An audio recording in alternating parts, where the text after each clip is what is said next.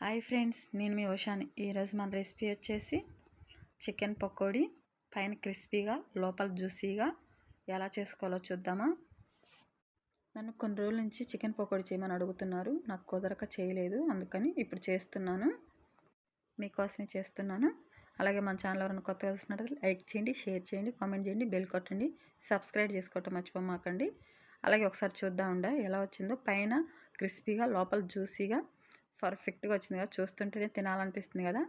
ఇంకెందుకు ఆలస్యం, అలాగే వీడియో స్కిప్ చేయకుండా చివరి వరకు చూడండి. ఇంకెందుకు ఆలస్యం, రెసిపీలోకి వెళ్దాం రండి. ఒక హాఫ్ కేజీ క్లీన్ చేసి పెట్టుకున్న బోన్లెస్ చికెన్. అయినా కొన్నిటికి బోన్స్ ఉన్నాయి, పర్లేదు, అయినా బాగుంటుంది టేస్ట్. మీకు ఇష్టమైతే బోన్లెస్ చికెనే తీసుకోండి, లేకుంటే ఇలా అయినా పర్లేదు. అలాగే మనం దీంట్లో హాఫ్ టేబుల్ స్పూన్ అల్లం చిన్నులపాయ పేస్ట్ వేసుకుందాం అండి. అలాగే దీంట్లోనే కొంచెం చిటికెడు పసుపు, అలాగే దీంట్లోనే టేస్ట్కి సరిపడా కొంచెం సాల్ట్ చూసుకొని వేసుకోండి, సాల్ట్.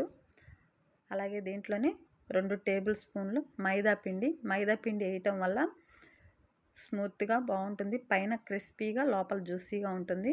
ఇష్టమైతే వేసుకోండి, లేకుంటే స్కిప్ చేయండి. అలాగే 2 టేబుల్ స్పూన్ కార్న్ఫ్లోర్. నేను మైదా పిండి 2 టేబుల్ స్పూన్లు, కార్న్ఫ్లోర్ 2 టేబుల్ స్పూన్లు తీసుకున్నాను. మీకు ఇష్టమైతే 2 తీసుకోండి. మైదా పిండి లేని వాళ్ళు కార్న్ఫ్లోర్తో కూడా చేసుకోవచ్చు. అలాగే దీంట్లోనే 2 టేబుల్ స్పూన్ కారం, ఎందుకంటే మనం స్పైసీగా చేసుకుంటున్నాం కాబట్టి 2 టేబుల్ స్పూన్లు వేస్తున్నాను. మీరు మీ స్పైసీని బట్టి మీరు తీసుకోండి. కొంచెం గరం మసాలా, 1 టేబుల్ స్పూన్ ధనియాల పొడి, అలాగే ఒక అరచెక్క నిమ్మకాయ బద్ద సరిపోతుంది. ఇది కొంచెం పిండుకుందామండి. హాఫ్ కేజీకి హాఫ్ నిమ్మకాయ బద్ద సరిపోయింది. అలాగే దీంట్లోనే మనం కొంచెం ఫుడ్ కలర్ వేసుకుందామండి. కొంచెమే, ఆప్షనల్ అండి, మీకు ఇష్టమైతే వేసుకోండి, లేకుంటే స్కిప్ చేయండి. కొంచెం కలర్ఫుల్గా కనిపించడం కోసం ఇదంతా బాగా కలిసేలా కలుపుకుందాం అండి. వాటర్ ఏమీ అవసరం లేదండి, ఈ చికెన్లో ఉన్న వాటర్తోనే సరిపోతుంది.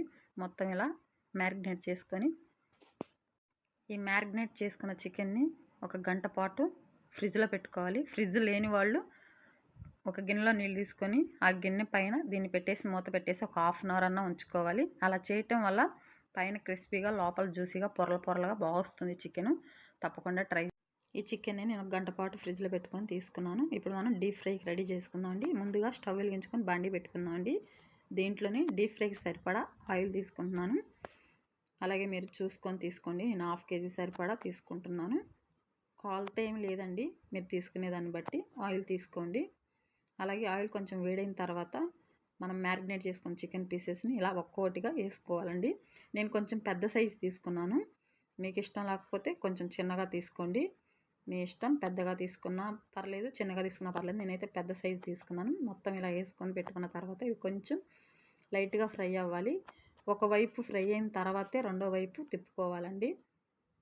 చాలా ఈజీ అండి చికెన్ పకోడీ చేసుకోవటం. తప్పకుండా మీరు కూడా ట్రై చేయండి. ట్రై చేసి మీకు ఎలా వచ్చిందో కామెంట్ బాక్స్లో కామెంట్ చేయండి. అలాగే ఇది ఒక సైడు ఫ్రై అయిపోయింది. ఇలా చిన్నగా మొత్తం ఒకసారి అంతా తిప్పుకుందామండి. ఇలా గోల్డెన్ కలర్లోకి వస్తే సరిపోతుందండి. మొత్తం ఇవన్నీ ఇలా ఒక్కొక్కటిగా మొత్తం తీసుకుందామండి. అన్నీ ఇలాగే చేసుకొని పెట్టుకోవాలి. మొత్తం అన్నీ చేసుకున్న తర్వాత ఇలా ప్లేట్లో తీసుకొని పెట్టుకోవాలి. చూసారుగా ఎంత బాగా వచ్చినాయో, చూస్తుంటేనే నోరూరుతుంది కదా. పైన క్రిస్పీగా లోపల జ్యూసీగా పొరలుగా ఫ్రిడ్జ్లో పెడతాం వల్ల ఇలా వస్తుంది. ఈ చిన్న టిప్స్ మీరు కూడా ఫాలో అవ్వండి. అలాగే చికెన్ రెసిపీ మీకు నచ్చినట్టు లైక్ చేయండి, షేర్ చేయండి, కామెంట్ చేయండి, బెల్ కొట్టండి, సబ్స్క్రైబ్ చేసుకోవటం మర్చిపోమాకండి. ఇలాంటి రెసిపీస్ కావాలంటే కామెంట్ బాక్స్లో కామెంట్ చేయండి. మరొక రెసిపీతో మళ్ళీ వెళ్దాం. బై.